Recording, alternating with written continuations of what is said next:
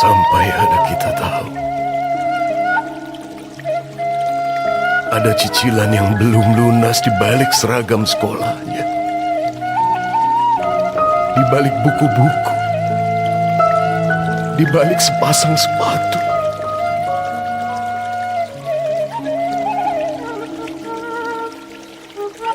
Ada sepeda motor yang tergadai.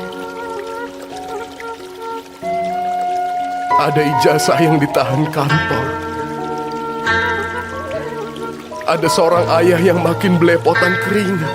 Ada seorang ibu yang mengantar sekolah dengan pura-pura sehat. Jangan sampai anak kita tahu. Biar mereka membaca tulis dengan tenang. Tak perlu diancam semacam, belajar kau yang benar. Ayah ibumu ini nyaris mati menyekolahkanmu.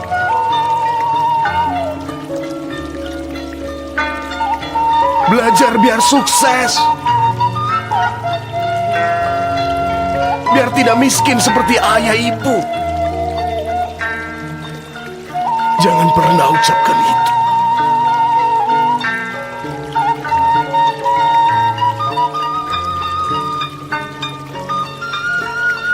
Jangan sampai anak kita tahu. Jika kita pun masih belajar menjadi ayah dan ibu.